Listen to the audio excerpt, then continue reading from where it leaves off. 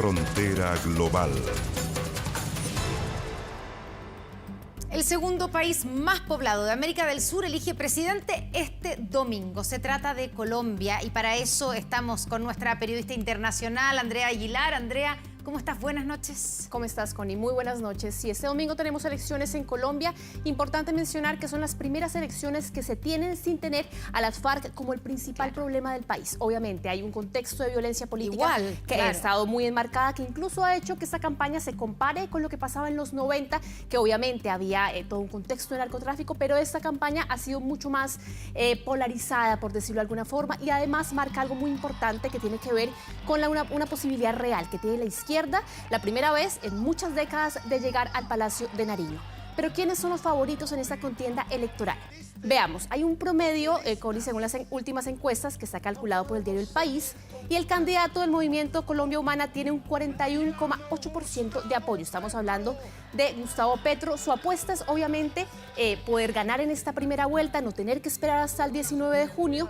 Sin embargo, se va a enfrentar probablemente a Federico Gutiérrez, que es el que le sigue, 47 años, apoyado por la derecha, especialmente por el uribismo. Obviamente un porcentaje mucho menor de 25,3%, y él tenía casi asegurado el paso a la segunda vuelta, pero en esta última semana ha irrumpido en este panorama electoral el tercer candidato, que es Rodolfo Hernández, y cuenta con todos los apoyos tanto de la izquierda como la derecha, y alcanza un 17,9%. Es un outsider de la política. Muchos dicen que es prácticamente el Donald Trump colombiano, porque tiene muchas salidas del tono por ese sentido. Entonces, importante mencionar qué es lo que va a pasar de cara a estas elecciones. Lo más importante seguramente es cómo se ha vivido en Colombia esta recta final de esta violenta campaña. Lo vemos en la siguiente nota. Era parte del cambio en Colombia. Este momento que está pasando, donde ni siquiera podemos expresarnos públicamente, es lo que nos prometemos cambiar. La voz desgarrada de Francia Márquez, la candidata vicepresidenta de Gustavo Petro, que es el favorito en las encuestas, mientras le apuntaban con un láser en medio de un acto de campaña, habla de la tensión que se vive en Colombia. Aunque una luz láser parecería un gesto inofensivo en la mayoría de países, en Colombia se ha convertido en un sinónimo de amenaza, un concepto que ha permeado la campaña electoral en este país. A una semana de las elecciones en Colombia, día de por medio se produce una víctima de violencia política y electoral en Colombia. Dentro de esas se cuentan los 3 panfletos amenazantes que señalan a Gustavo Petro y a Francia Márquez. El ambiente de violencia política que ha marcado la previa a la jornada electoral ha hecho que el candidato de izquierda, Gustavo Petro, haya tenido que redoblar su sistema de seguridad y subir a los escenarios flanqueado por escoltas y escudos antibalas. Indudablemente venimos de una historia colombiana que se identifica, que casi es sinónimo de violencias permanentes. Y ese carácter de violencia permanente, marcada por los más de 50 años de conflicto armado que ha vivido Colombia, enfrentan al país a una de las elecciones más polarizadas de su historia, que a muchos les hizo evocar la sangrienta campaña de 1990, en la que fueron asesinados 3 candidatos presidenciales. Yo nunca había vivido un escenario de campaña tan turbado, tan confuso, tan tenso, tan oscuro, tan impredecible, tan variable. Es de verdad, esperemos que Colombia salga fortalecida de esto. Los partidos tradicionales han cerrado filas en torno al candidato de derecha Fico Gutiérrez, quien mantiene un segundo puesto en las encuestas. Mientras otras campañas se dedicaban a los discursos de odio, yo me dediqué a las propuestas. Y yo le pido a quienes nos siguen que no caigamos en esa provocación. Es un candidato totalmente del establecimiento.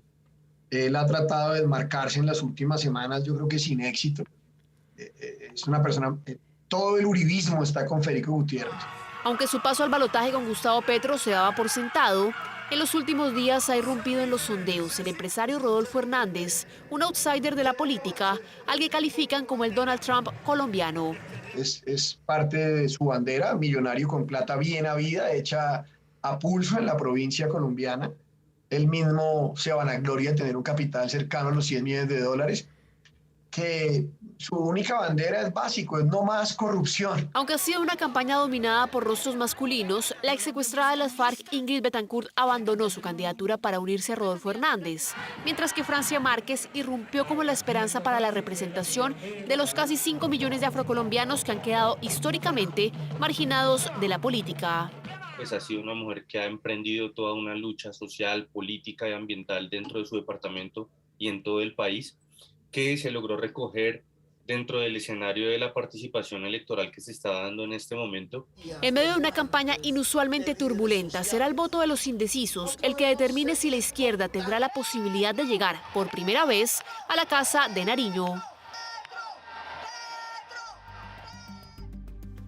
Bueno, justamente ese es parte del panorama, Connie, que tenemos de aquí al próximo domingo. No queda nada y da la impresión por los números, claro, decías tú en la nota que la clave está en los indecisos, pero se ve difícil que Petro pase directamente en primera vuelta, que gane, digamos, y lo más probable es que va a haber segunda vuelta. ¿Y qué pasa con los votos ahí de Hernández? ¿Se irían a quién? ¿Al candidato de derecha o de izquierda? Esa es la principal duda que hay. ¿Con quién va a pasar Gustavo Petro a la segunda vuelta? Recordemos que inicialmente teníamos a Fico Gutiérrez como el contendor seguro.